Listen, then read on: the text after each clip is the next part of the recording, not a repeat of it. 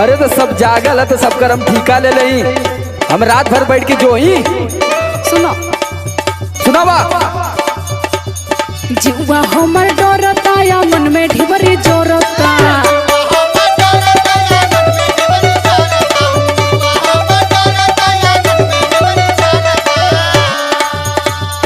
जीवा हमर डरता या मन में ढिबरी जोरता।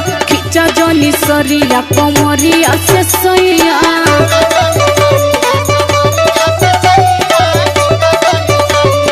ढेर जबरदस्ती मत करा। अरे तो ढेबरिया के दिक्कत है तो फूक देती बुताई जाती है। अरे नहीं हो क्या देखे तो का कही। का कही का हम सब करे खातिर यहाँ बैठली जो ही तो के तोरे ना समझ में आवत है। काहे गुस्सा हुआ। जब जब अखिया लड़ता गोरी हो दर्द बढ़ता। ई बात बा। फीलिंग के बिना समझ तू बतावा।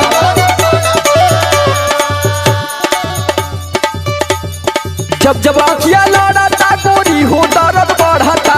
ले आवा चदरिया गदरिया मचा दी। ले आवा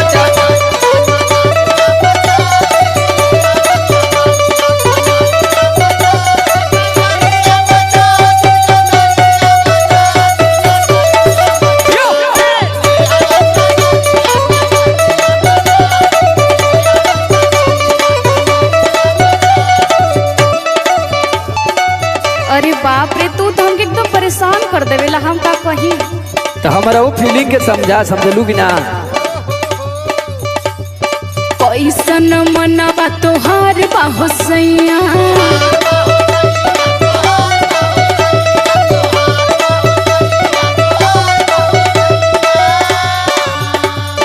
दिन भर धइल रहेला तू कलैया।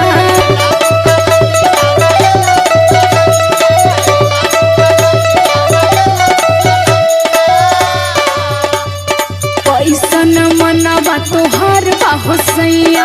दिन भर धइल रहेला तू कलैया।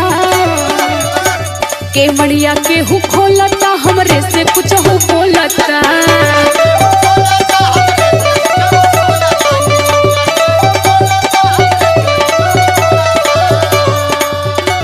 केवड़िया केहू खोलता हमरे से कुछ हो बोलता। खिचा जनी सरिया कमरिया से सोइया।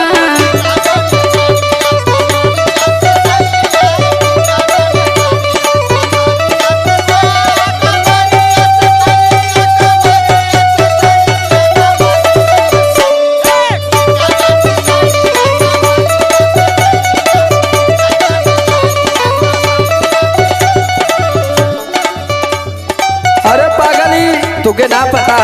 का अरे वो दुअरवा के वो भड़बड़ावत है तू का टेंशन लेती है। ढेर मत भौकावा कोई होई तो। और कुकुर फुकुर होई हो सकला बिलार फिलार होके। अरे तू नहीं झूठा टेंशन लेती। सुन काहे खातिर तना तू धनिया डरालू। अरे क्योंकि खाना पानी चाहतो की तो। अरे तोके तो हमारे पास दौड़ के आवे के चाहिए। ऐसा डेरा तू जैसे लगा था तोके 100 नंबर दौड़ावत है। अरे हमसे बियाह न भला तोहार आए?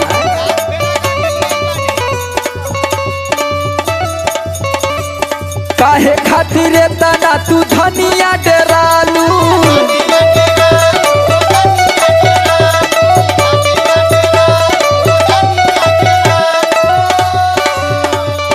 धइल बा बियाह पानी मरद में हरारू।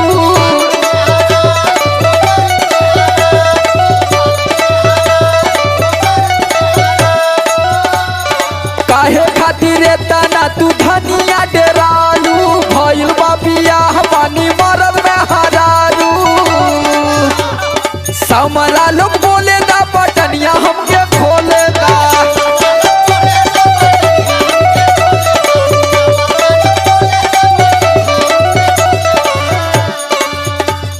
समरा लोग बोले दा बटनिया हमके खोले दा। ले आवा चदरिया गदरिया मचा दे। ले आवा चदरिया